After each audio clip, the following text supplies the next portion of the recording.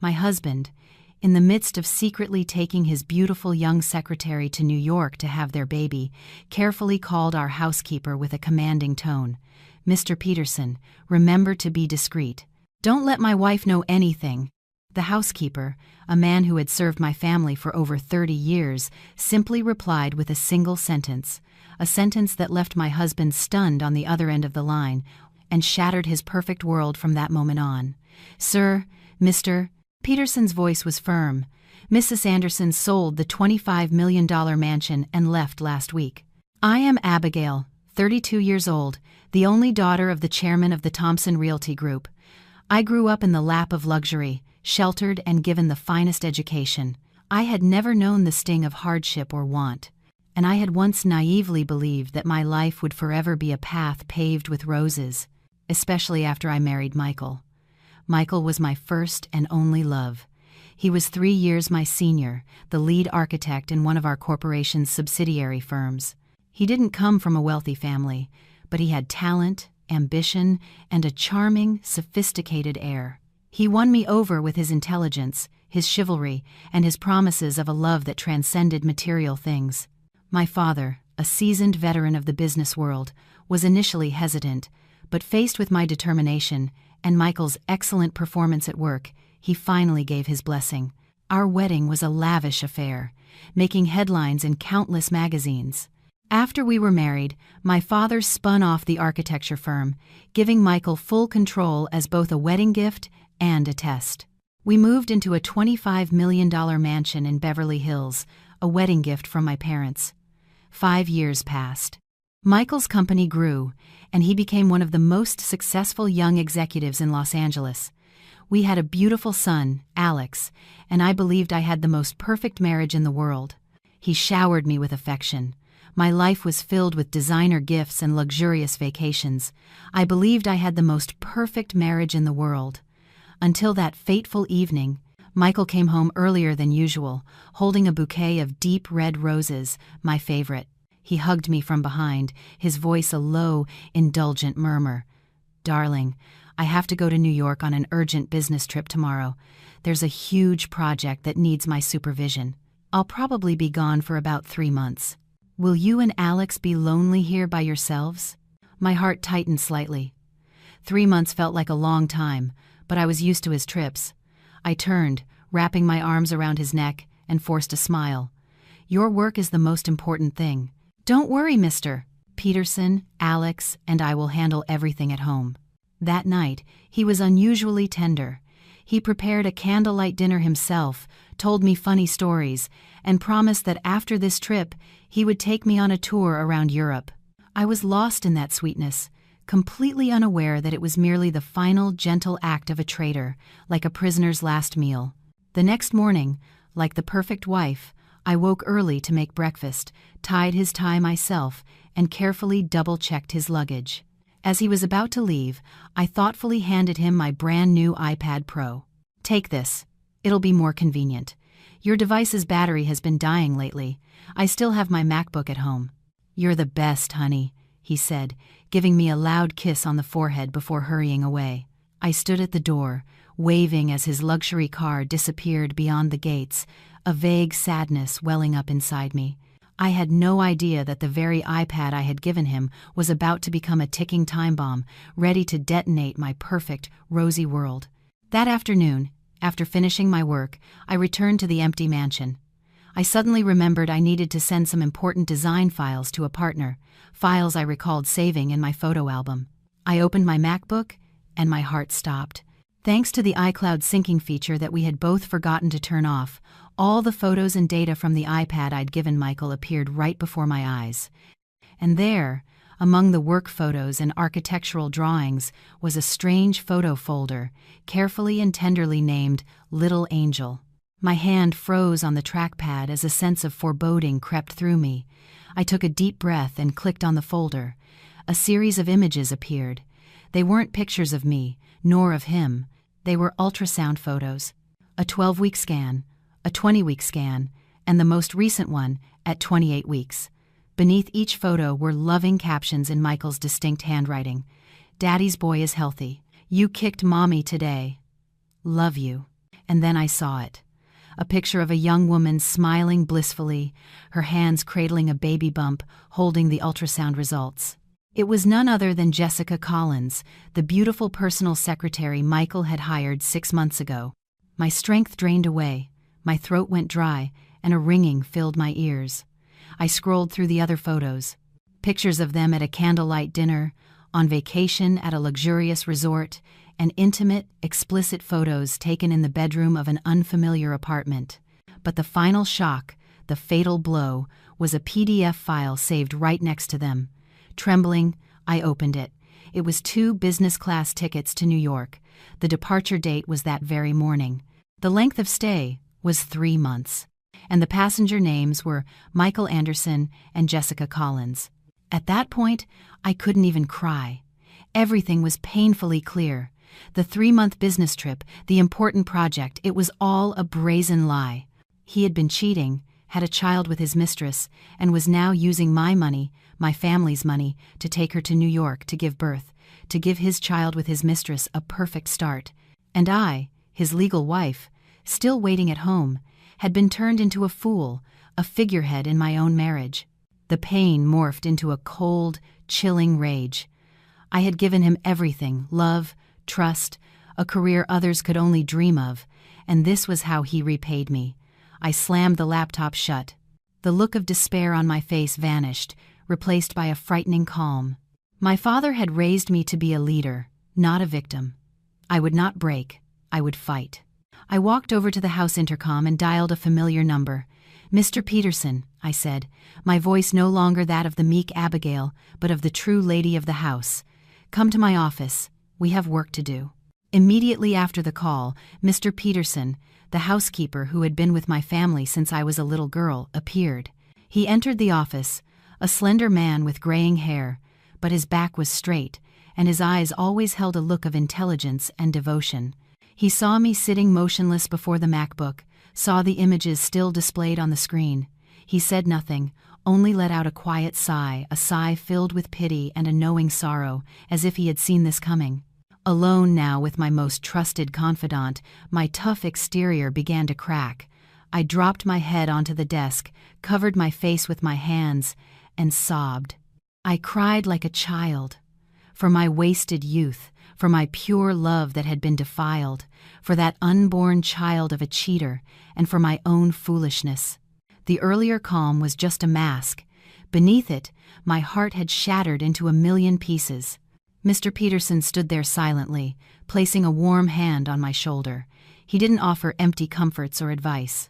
He knew that right now I needed to let the pain flow out, to wash away all the rosy illusions. When I had no more tears left, only choked sobs, Mr. Peterson handed me a warm towel and a glass of water. "Are you feeling better now, ma'am?" I nodded, wiping away the last of my tears. "Thank you." "In that case," he said, his eyes becoming incredibly serious, "we need to act now. Mr. Anderson has not only betrayed you emotionally, but he is also taking actions that are damaging your assets and the corporation's." I looked up, my exhaustion quickly replaced by alarm. "What do you mean?" Mr. Peterson took a small USB drive from his pocket and plugged it into my computer. He opened a file protected by multiple passwords. "Ma'am, I began to notice Mr. Anderson's unusual activities about 6 months ago. As per the chairman's previous instructions, I have been quietly monitoring the financial activities of the subsidiary companies, including Mr. Anderson's architecture firm." "And what did you find?" I asked, my heart beginning to race. Mr. Anderson used his position as director to approve numerous contracts with shell corporations, companies that were, in fact, his own front operations, to embezzle a significant amount of money from the firm. He pointed to a number on the screen. This sum was laundered through various accounts and ultimately transferred to an account in the United States. I stared at the number. Nearly $7 million. That figure was almost half of the company's capital. What was he planning to do with that money? "He was preparing for a new life in America, ma'am," Mr. Peterson replied, his voice cold, "with that secretary and their child. This 3-month business trip is, in reality, an escape. He has no intention of ever coming back." He planned to take all that money, leaving you with a hollowed-out company and its debts. Another knife, twisted deeper, more cruelly. He didn't just betray me. He was plotting to defraud me, to steal from the very company that had made his name a company built with my family's money. He wanted me to lose everything, both love and fortune. Rage surged through me, overpowering the pain. "Fine, Michael," I seethed. "You want to play hardball? I'll play." I looked up, meeting Mr. Peterson's gaze. My eyes no longer held weakness or sorrow, but the steely resolve of someone pushed to the edge. "Mr. Peterson," I said, my voice firm and powerful, "the plan for revenge begins now. I don't want a messy, dramatic confrontation. I won't lower myself to their level. I want to hit him where it hurts most, his career and his money." "What would you like me to do, ma'am?" Mr. Peterson asked, his eyes glinting with readiness. "First," I said, "contact the top real estate brokers immediately. I want to sell this mansion. Sell it right away." "Sell it now, ma'am?" Mr. Peterson was slightly taken aback. "But a rush sale will significantly lower the price." "I know," I interrupted. "But I need the liquid cash to avoid legal complications later, and I need him to feel what it's like to come back and have no home to return to. A small loss in value is acceptable. Set the condition. Whoever can pay in full within 48 hours gets the house. I want him to understand that when you provoke a lioness, you can't escape, even if you run to the ends of the earth." Mr. Peterson bowed his head. "I understand, ma'am. I will proceed immediately." He left, leaving me alone in the vast room. My tears were dry, my pain forged into strength. In this game of chess, I wouldn't just reclaim what was mine. I would make him pay a price 100 times dearer. My order was given, and Mr. Peterson, with the efficiency of someone who had served a tycoon's family for decades, acted instantly. Within an hour, news that the owner needed an urgent sale of the 10,000-square-foot Beverly Hills mansion was sent to the top sharks in the Los Angeles real estate market. This mansion was no ordinary property. It was one of the most iconic estates in the area, built by my father with meticulous care. Every detail, from the pavers in the courtyard to the state-of-the-art security system, was the best of the best. Its market value at the time was no less than $25 million, and most importantly, it was solely in my name, Abigail Thompson, a private asset gifted to me by my parents upon my marriage. This was my ultimate trump card. The news that such a rare gem was on the market created an immediate frenzy. But the condition I imposed was what truly sent shockwaves. A selling price of $22 million, nearly 15% below market value. The only catch was that the buyer had to pay the entire sum in cash or by wire transfer within 48 hours. Mr. Peterson's phone was ringing off the hook. Brokers and real estate magnates couldn't believe it. "Is this for real, Mr. Peterson? Why is Mrs. Anderson selling in such a hurry? Is the family in some kind of trouble? There has to be a story here. No one would sell a masterpiece like that at that price." Mr. Peterson gave a uniform reply, following the script I had laid out. "The family has a private matter to resolve urgently. Mrs. Anderson does not wish to elaborate. Anyone with serious interest and the financial capacity may view the property. We will not entertain curiosity seekers." The mystery and urgency only made the deal hotter. That very afternoon, a parade of luxury cars lined up outside my mansion's gates. They came not just to see the house, but to try and uncover what had happened to Chairman Thompson's family. I didn't show my face. I just sat in my second-floor office, watching everything on the security monitors. I gave Mr. Peterson full authority to handle the viewings. He led them on a tour, highlighting the amenities and repeating the condition of a single payment within 48 hours. Many balked at the stringent payment term, but among the ultra-rich, there was never a shortage of people ready to seize a bargain. By that evening, a serious contender had emerged. It was Mr. Harrison, the owner of a major hotel chain and a formidable figure in the business world. He inspected the house thoroughly without a word about the price. He asked Mr. Peterson only one question: "Is the lady of the house certain about her decision?" Mr. Peterson simply nodded. "Very certain, sir." "All right," Mr. Harrison said decisively. "I'll be back tomorrow at 9 a.m. with my lawyer and a briefcase with the deposit. If all the paperwork is in order, $22 million will be in the lady's account 24 hours later. Everything happened even faster than I had anticipated. The historic deal was sealed in less than 12 hours. The next morning, at precisely 9 o'clock, Mr. Harrison and his team arrived. The paperwork was processed swiftly under the supervision of top lawyers from both sides. All I, in the guise of a fallen heiress, had to do was sit there and sign. When the last signature was down and the text alert confirming the $22 million transfer to my secret Swiss bank account appeared, I finally let out a sigh of relief. The first strike had been a resounding success. I had converted a fixed asset into a massive stream of cash, ready for my next moves. The news that the $25 million mansion had been sold in a single day spread like wildfire. The neighbors couldn't stop gossiping. "Oh my God, did you hear? The Andersons' house is really sold, so fast. They must have gone bankrupt." I heard her husband's business failed. Poor girl, so young and already having to sell her house to pay his debts. I heard it all as the moving truck arrived. I had instructed Mr. Peterson to have only my personal belongings and my parents' heirlooms packed. The rest, all the expensive furniture that Michael had handpicked, I left behind. I didn't want to take anything that reminded me of that deceitful past. As I walked out of the gates for the last time, I turned back to look at the house. It had once been my home, my paradise. Now, it was just an empty memory. But I wasn't sad, because I knew this wasn't an end. It was a beginning of a war I was certain to win. The car carrying me didn't go to some temporary shelter. It drove straight to another luxurious penthouse in the heart of the city, one of the properties my father had secretly set aside for me. From here, I would start to rebuild my life. And from here, I would watch the downfall of the man who betrayed me. While I was busy with my plans, across the country, Michael and Jessica were still lost in their dream. They had no idea that the house they planned to return to no longer belonged to them. My move was quick and quiet. While all of Los Angeles was buzzing about the lightning-fast sale of the mansion, I was already settled into a luxurious penthouse in one of the city's most secure buildings, a place no paparazzi or private investigator could reach. From here, through vast plate glass windows, I could see the entire city skyline. But in my eyes now, Los Angeles was not a city of glamour but a giant chessboard, and I was the one controlling the most important pieces.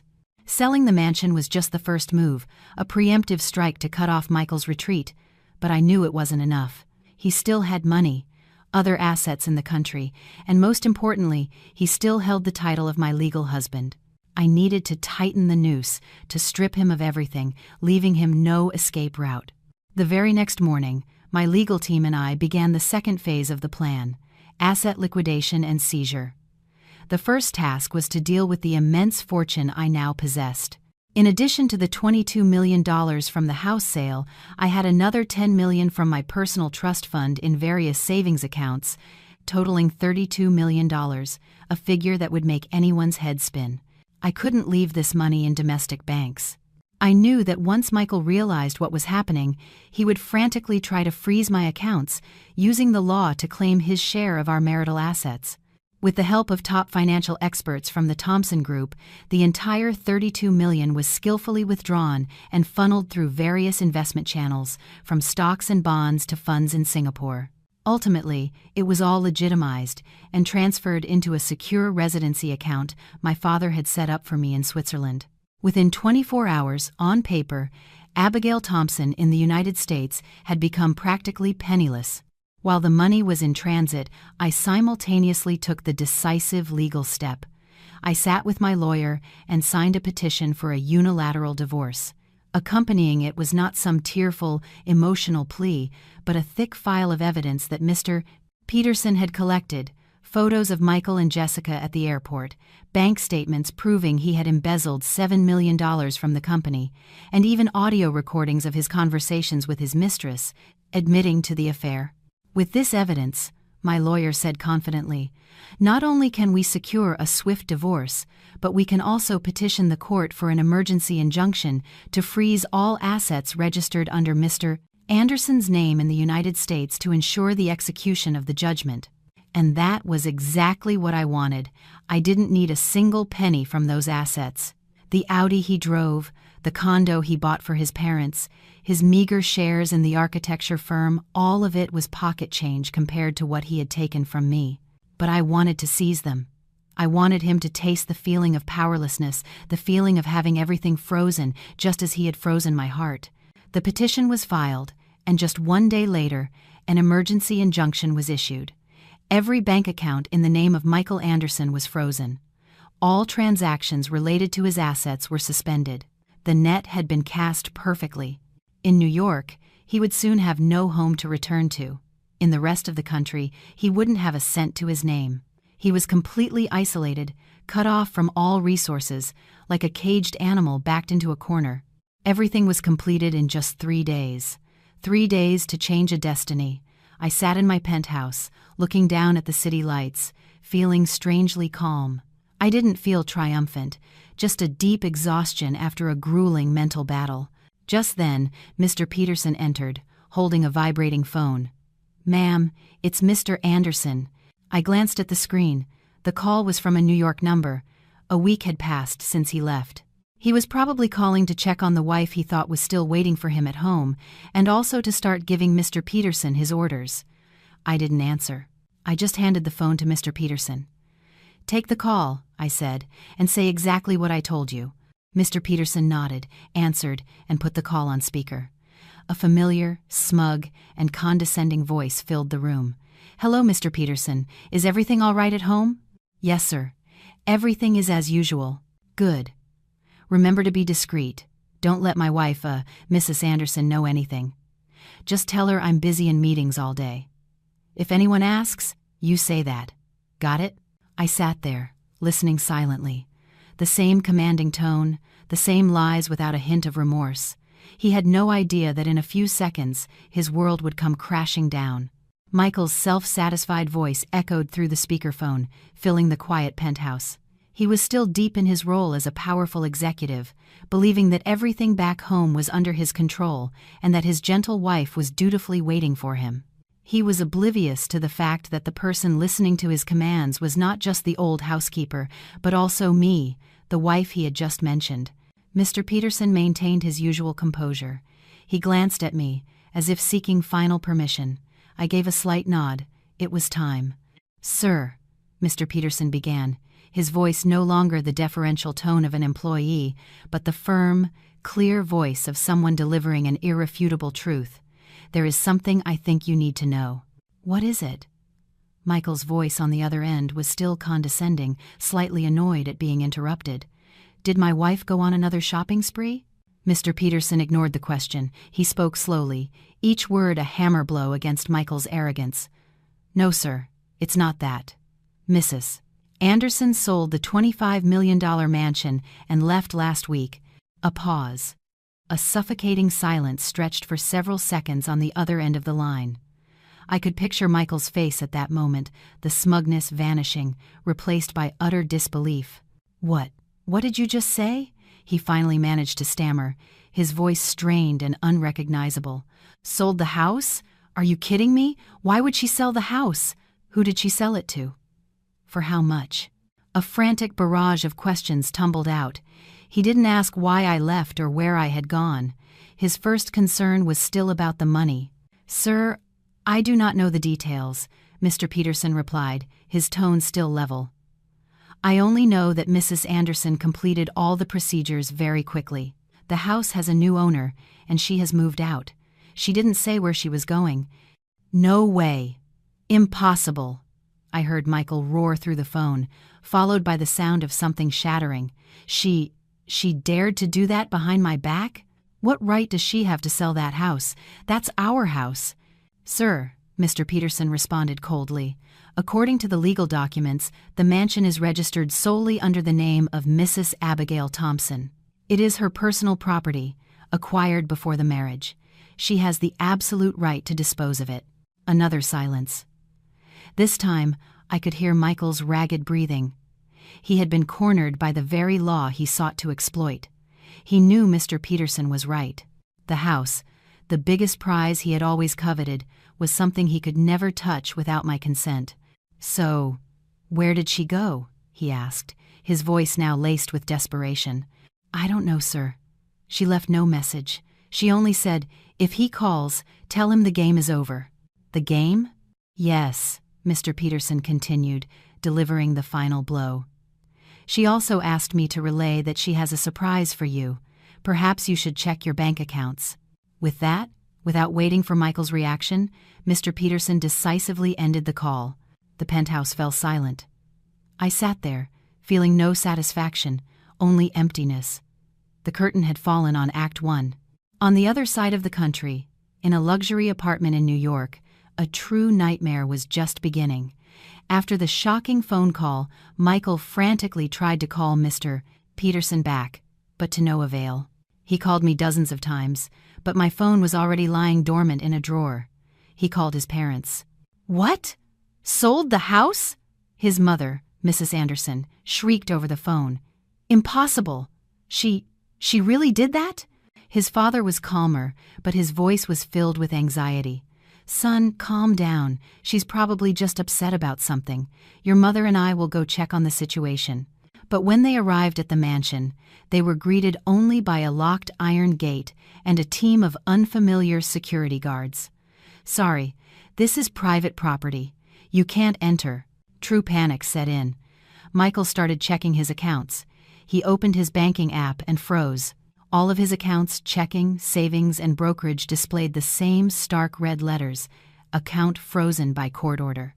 He didn't have a single dollar left. His only hope was his international credit cards. He hurriedly checked the limits. They were still active. He breathed a sigh of relief. At least he still had money to maintain his lavish lifestyle in New York, to provide for Jessica and their unborn child. He didn't know that this was just a false sense of security, that a much larger trap was waiting for him. The shock of having his assets frozen back home left Michael reeling, but he tried to remain calm. He convinced himself it was just a tantrum on my part, that a few sweet words upon his return would smooth everything over. Besides, he still had his high-limit international credit cards, enough to continue his extravagant life in New York and keep his young mistress, Jessica, happy. His plan was set. Let Jessica give birth here, secure American citizenship for the baby, and use that as a trump card in his negotiations with me. He still believed my love for him was so profound that I would accept anything. He didn't tell Jessica the whole truth, only that the company back home was facing minor issues and his accounts were temporarily frozen, but everything was under control. Jessica, a woman accustomed to a life of leisure, wasn't concerned. As long as Michael could still fund her shopping sprees and five-star dinners, nothing else mattered. They continued their days of indulgence. Michael deliberately spent more lavishly, both to maintain his image and to mask the growing fear in his heart. Then, the second, fatal blow landed on a sunny afternoon in Manhattan. After a routine prenatal checkup at a prestigious clinic, Jessica insisted Michael take her to Fifth Avenue. She had her eye on a limited-edition pink crocodile Hermes Birkin bag. "Honey," she cooed, clinging to his arm, "I'm about to give birth. Can you buy this for me as a celebration gift? When our son is born, I'll have so many things to carry." Though the bag's six-figure price tag made him wince internally, Michael, wanting to save face and please her, nodded. "Anything for you, darling." They walked into the luxurious Hermes boutique. Michael confidently presented his American Express Centurion card, the coveted black card, his ultimate status symbol. He handed it to the sales associate with an air of assurance. The associate smiled and swiped the card. Then her smile vanished, replaced by a look of confusion. She swiped it again and again. "Sir," she said, looking up apologetically, "I'm very sorry, but your card has been declined." "Declined?" Michael was stunned. "That's impossible. Check it again. There's never a problem with my card." "I've tried several times, sir. The system says the card has been suspended by the issuing bank." Every eye in the store turned towards them. Jessica, who had been excitedly modeling the bag, flushed with embarrassment. "Michael, what's wrong?" she whispered, her voice sharp with annoyance. "Did you forget to pay last month's bill?" "Nonsense," he snapped. He quickly pulled out another card, a Visa Infinite. "Try this one." The result was the same. "Sir, this card is also declined." Now, real panic seized Michael. A cold sweat broke out on his forehead. He pulled out every card in his wallet, each one a premium card. But the answer was always the same regretful shake of the head from the sales associate. All of his credit cards, the cards he thought were limitless, had been suspended. He couldn't understand it. They were all supplementary cards linked to my primary account. How could I have suspended them? He was unaware that as the primary cardholder, and with the backing of a top legal team, I had the absolute right to do just that. I had let him spend freely for a week, only to gather more evidence of his profligate lifestyle. "Jessica." "I'm so sorry," Michael stammered, turning to her. "There must be some mistake at the bank. Maybe we can come back another day?" But Jessica's patience had run out. She slammed the Birkin bag down on the counter. "A mistake? I don't think there's any mistake here, Michael," she hissed. "Tell me the truth. Are you broke?" "No, of course not," he denied quickly. "Then why don't your cards work? Don't you lie to me." They began arguing right there in the middle of the luxury boutique, under the curious and contemptuous gazes of the other patrons. Michael had to drag her out of the store in utter humiliation. The real nightmare began. With no credit cards, the cash they had brought was nearly gone after days of lavish spending. They were stranded across the country, staying in a luxury hotel they could no longer afford. The hospital where Jessica was registered to give birth started calling, demanding prepayment for the delivery package, which cost tens of thousands of dollars.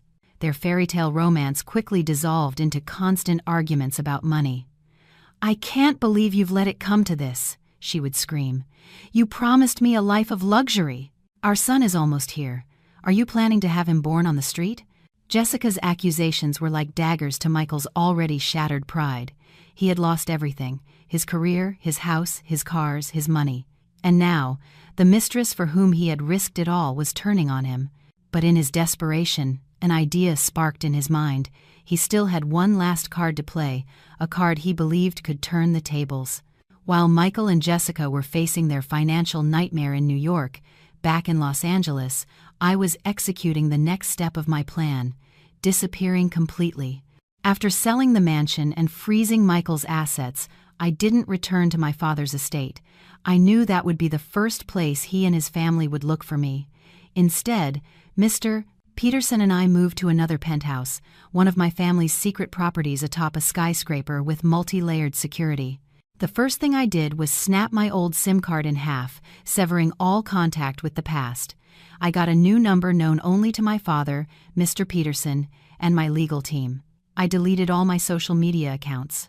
Abigail Anderson, the gentle wife and heiress, had officially vanished. I did this not out of fear, but to let Michael experience the same panic and powerlessness of being unable to find or control me. I wanted him to live in the torment of not knowing where I was, what I was doing, and what my next move would be. His panic came sooner than I expected. In New York, after the credit card disaster, Michael frantically called my old number, only to find it disconnected. Dozens, then hundreds of calls went to a number that no longer existed. At first, his messages were angry threats. "Abigail, what game are you playing? Reactivate my cards now. You think this scares me? Don't push it." But when his messages were met with absolute silence, his tone began to change. The arrogance vanished, replaced by confusion. "Abby, I'm sorry. Where are you? Please pick up. I know I was wrong. Come back. Let's talk. We can fix this." And finally came the desperation. "Please, just answer me. I'm completely broke. Jessica's about to give birth. You can't be this cruel." I read the messages, forwarded to me by Mr. Peterson through a tracking system, with no emotion. Cruel? Compared to him abandoning me, this was mercy. Unable to reach me, Michael called our mutual friends, but they had all received the same instruction. "I'm fine, but I don't want to be disturbed." No one knew where I was. No one could give him any information. He was screaming into a void. Meanwhile, my father and Mr. Peterson were quietly making their next moves. They weren't just pulling funds, they began a targeted smear campaign.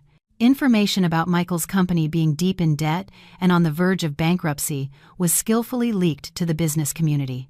The remaining partners, who hadn't yet been affected by the capital withdrawal, grew wary and started to pull out.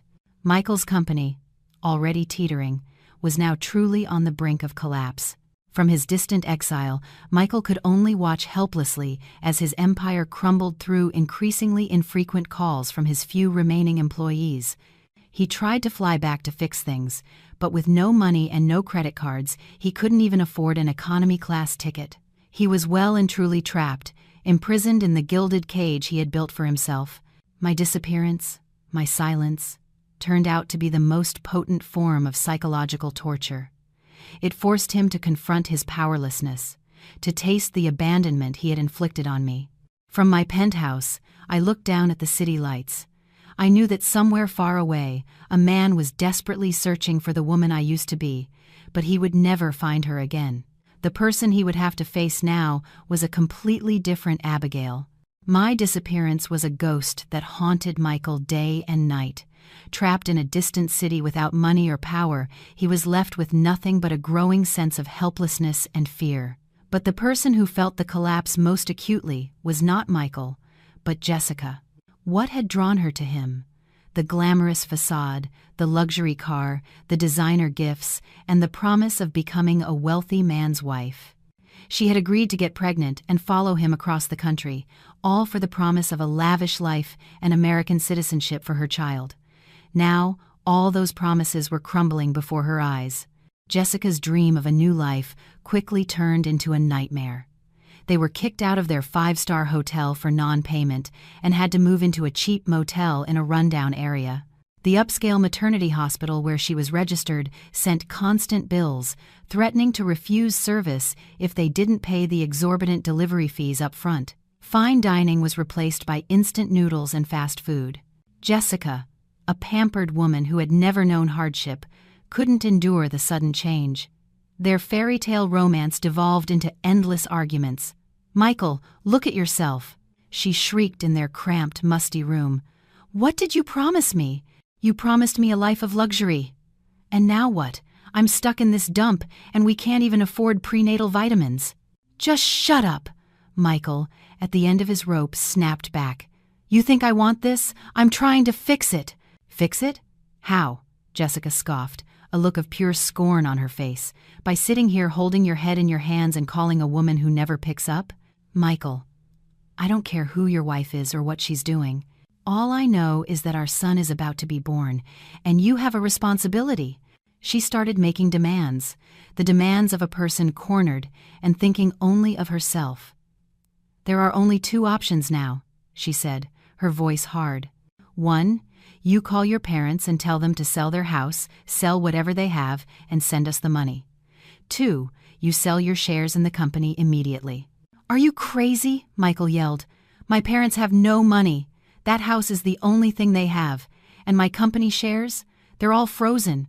How can I sell them?" "I don't care," Jessica screamed, tears streaming down her face. "That's your problem. If you can't provide for me and our son, don't blame me for being ruthless. I will not let my child be born in this hellhole." She began to pressure him, threatening to leave, threatening to terminate the pregnancy. She used their unborn child as a weapon, blackmailing the man she once claimed to love. Michael was completely trapped between a rock and a hard place. On one side, a wife who had vanished with their fortune. On the other, a pregnant mistress who was growing more desperate and unhinged by the day. He tried calling his parents, only to be met with sobs and lamentations. They were also destitute, facing the scorn of their neighbors. In a fit of desperation, Michael did something reckless. He sought out loan sharks in the local community, using his passport as collateral and signing loan agreements with exorbitant interest rates just to get some temporary cash to appease Jessica and pay the hospital bills. He had no idea that this act was the final nail in his coffin, digging his own grave. He had pushed himself down a path with no return, a path where the price would be far higher than just money. From my vantage point, thanks to Mr. Peterson's network, I was aware of their every move. I knew about the fights, Jessica's betrayal, and Michael's dealings with loan sharks. I didn't intervene. I just watched in silence. This was the karma they had to bear themselves. Their ship of love, built on lies and materialism, was now sinking in the middle of the ocean. The media storm I had orchestrated swept through the business world, leaving behind the wreckage of Anderson architecture and the reputation of the Anderson family. Michael, once a celebrated young director, was now a reviled fraud. Stranded in New York, he was not only out of money but also out of options. Life in the cheap motel room became increasingly suffocating. The loan shark's debt grew daily. Jessica, her pregnancy advancing, had lost all patience.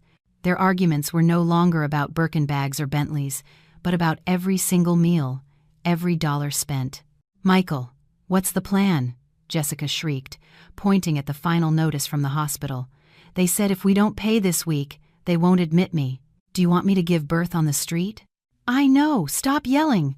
Michael had lost all composure. He tore at his hair. "I'm trying to figure it out." But he had no options left. Friends had turned their backs, partners had filed lawsuits, his family back home was in shambles. He was truly cornered. Finally, after many sleepless nights confronting the harsh reality that his American dream was over, Michael was forced to make the most bitter decision of all, to go back to Los Angeles, back to face the mess he had created, and most importantly, back to find me the last lifeline he could cling to.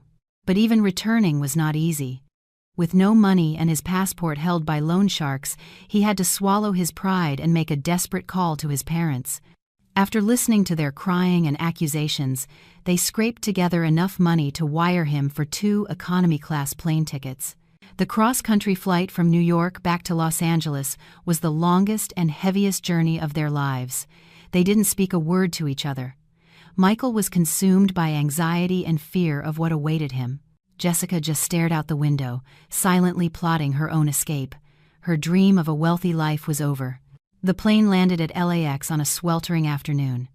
As Michael and Jessica, looking exhausted and disheveled, dragged their cheap suitcases through the arrivals gate, they weren't greeted by family.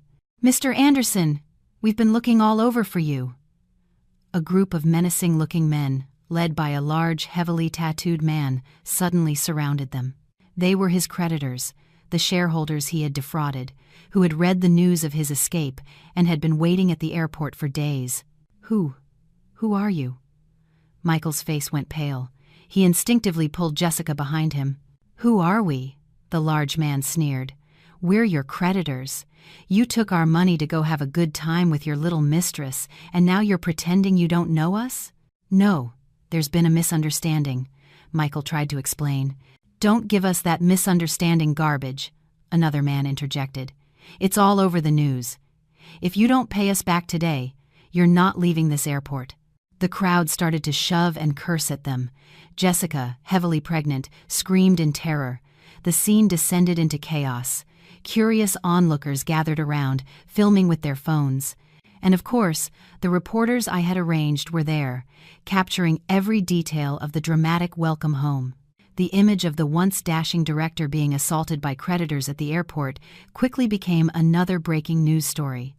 Eventually, airport security intervened. Michael and Jessica were taken to an office for questioning. But when he emerged, his spirit was broken. The humiliation was absolute. He had returned not as an executive, but as a criminal. The tumultuous welcome at the airport was just the beginning of Michael's public shaming.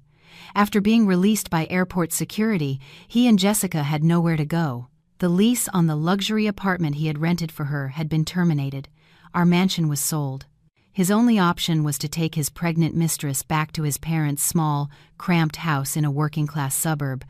A once powerful executive and a glamorous it girl were now crammed into a tiny space, facing the constant criticism of his mother, the stony silence of his father, and the scornful glances of the neighbors. The fairy tale was over, leaving only a harsh, dead-end reality.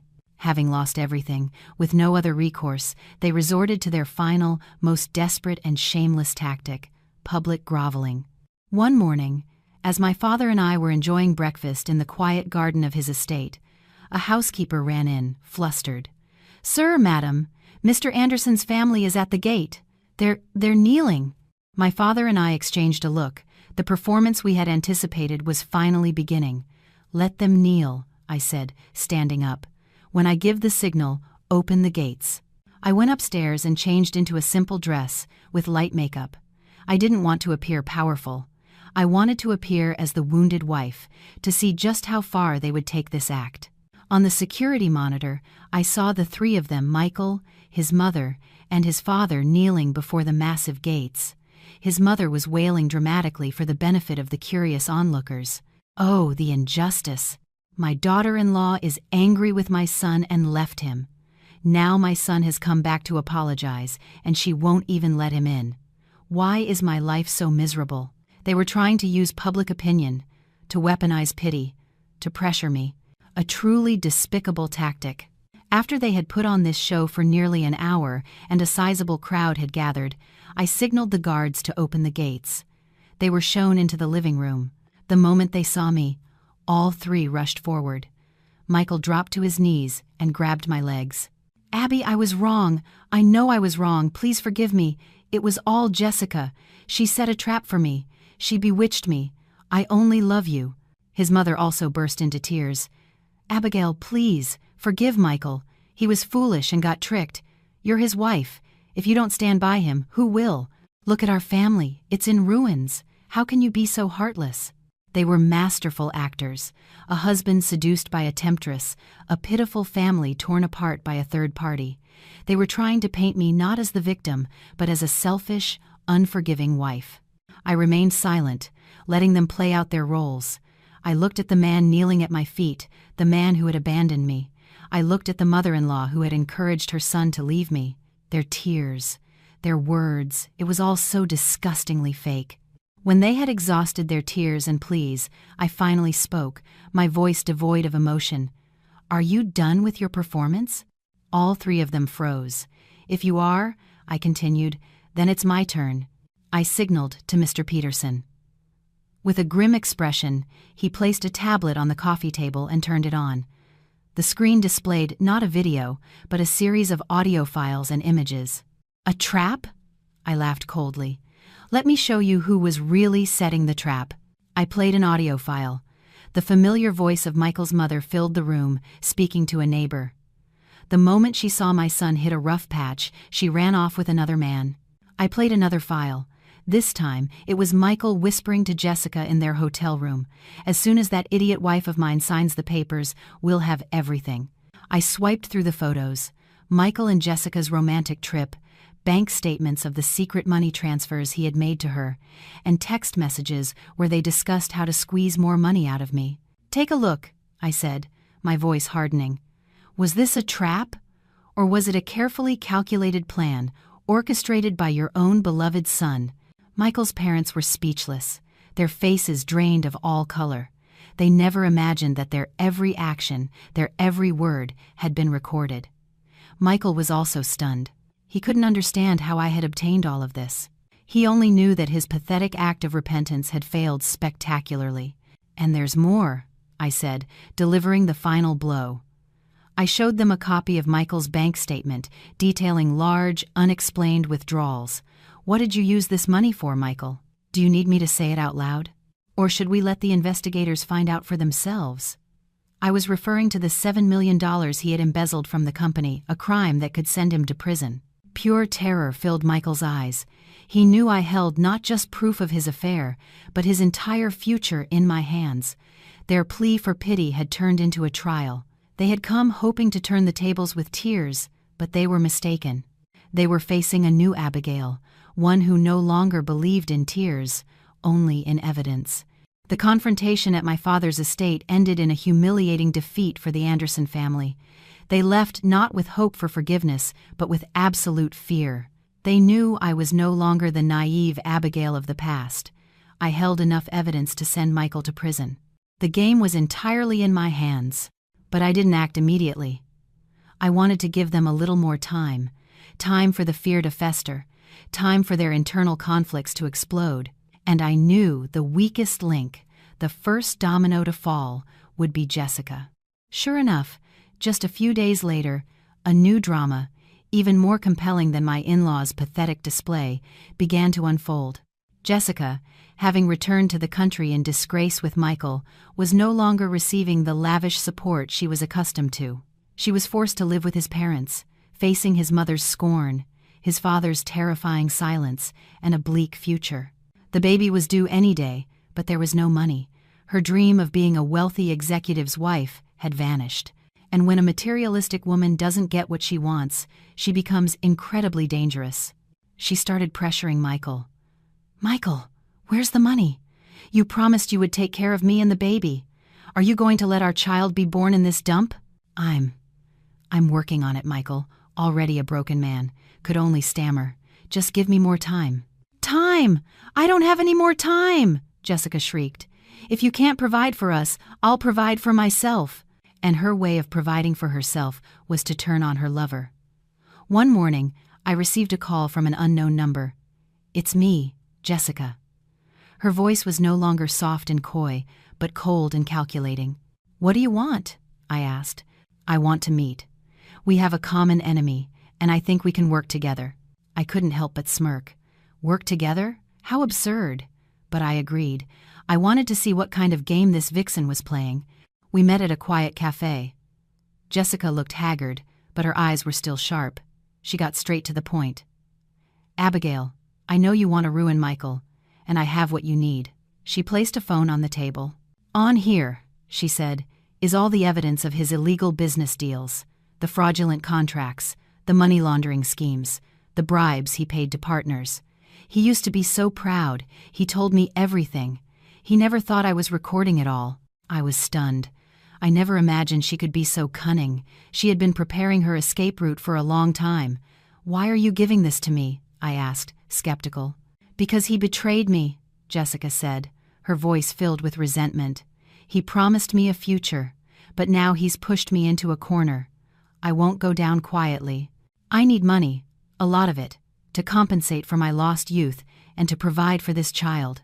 She looked me straight in the eye. "Give me $2 million. In return, I'll give you all of this evidence. You can use it to destroy him, even send him to prison. I'll take the money and disappear forever." It was a straightforward exchange. I looked at her, a beautiful young woman whose soul had been corrupted by money. I felt both contempt and a sliver of pity. But I refused. "Do you think I'm that foolish?" I laughed coldly. "I don't need to spend a single dollar to buy this. The evidence I already have is enough to ruin him. And you, as his accomplice, won't get away scotangent-free either." Jessica's face paled. She hadn't expected me to be so firm. "But," I continued, "I can offer you another option. Instead of selling the evidence to me, why don't you use it to negotiate with him directly?" A light sparked in Jessica's eyes. She understood. And so, the dog-eat-dog spectacle began. That very afternoon, Jessica met with Michael. She didn't cry or plead. She placed the phone on the table and played a recording of him discussing a money laundering scheme. Michael froze, horrified that the lover he had trusted completely was now holding a knife to his back. "You have a choice," Jessica said, her voice like ice. "Either transfer $5 million to me as a severance package, or all of this will be on a detective's desk tomorrow morning." Michael completely fell apart. He had no money, no power, and was now being blackmailed by his own mistress. He tried to beg, to make promises, but Jessica no longer believed a word he said. The confrontation between the two traitors escalated. They cursed, insulted, and even physically fought each other. Mr. Peterson, who had been quietly monitoring them, recorded the entire scene. The two people who had once clung to each other in luxury hotels were now tearing each other apart like wild animals over money. The depravity of human nature was laid bare.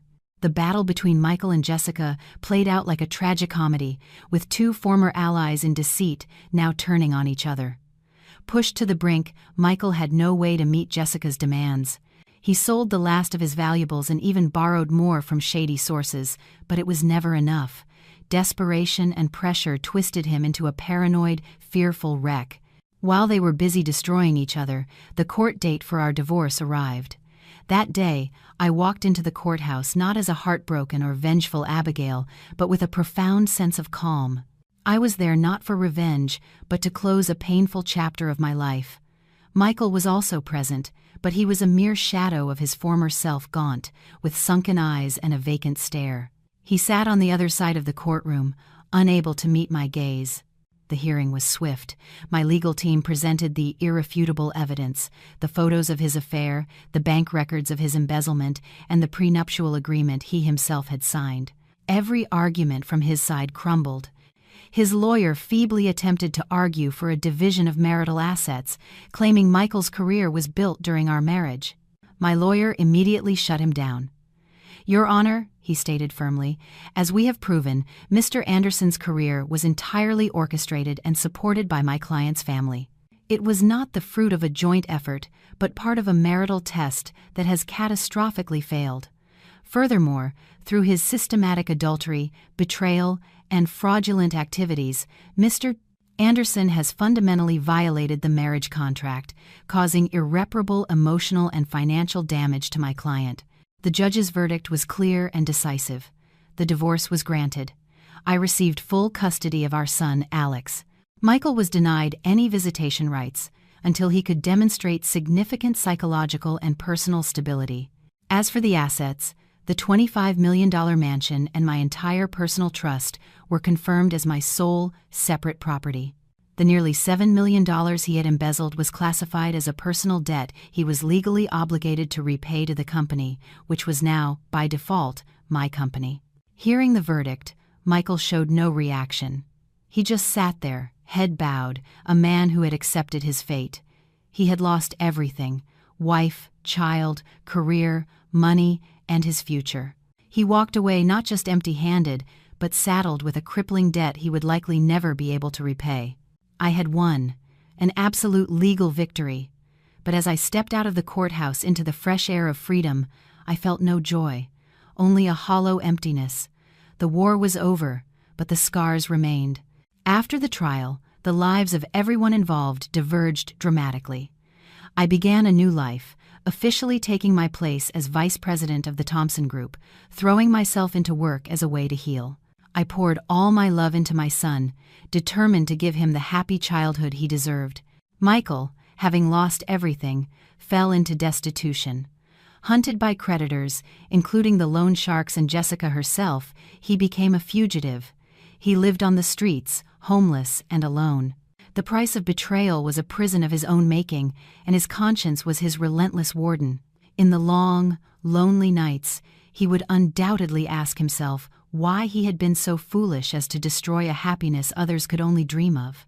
The divorce was finalized, but its consequences rippled outward, touching everyone involved. Karma, the most patient of debt collectors, came for each of them. The first was Jessica. Realizing the luxury liner she was on had sunk, she tried to find a lifeboat, but she had underestimated the ruthlessness of the loan sharks. When they couldn't find Michael, they came after her, his known accomplice. Her life as a pampered-it girl was over. She lived in hiding, constantly moving, her growing belly a burden she couldn't conceal. Eventually, broke and alone, she checked into a public hospital to give birth. The baby boy, instead of bringing joy, brought only more despair. She couldn't afford baby formula, couldn't care for him.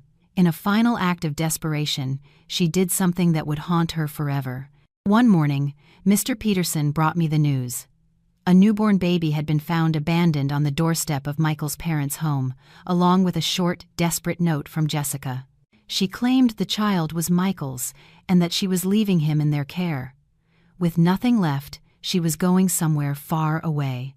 Michael's parents, already devastated by their son's downfall, were faced with a new tragedy. They didn't know what to do with the baby. They had no money, no energy, and above all, no certainty that he was even their grandchild. The weight of it all crushed them. And then, karma finally caught up with Michael. After months on the run, he was arrested not for his debts, but for a more serious crime. Using the evidence I had provided of the $7 million embezzlement, the police had issued a warrant for his arrest on charges of felony grand larceny. The mugshot published in the news was shocking. The man in the photo was gaunt, unkempt, his eyes vacant. The dashing, handsome executive was gone, replaced by a broken shell. He was sentenced to 12 years in prison. It was a fitting end for his greed and betrayal.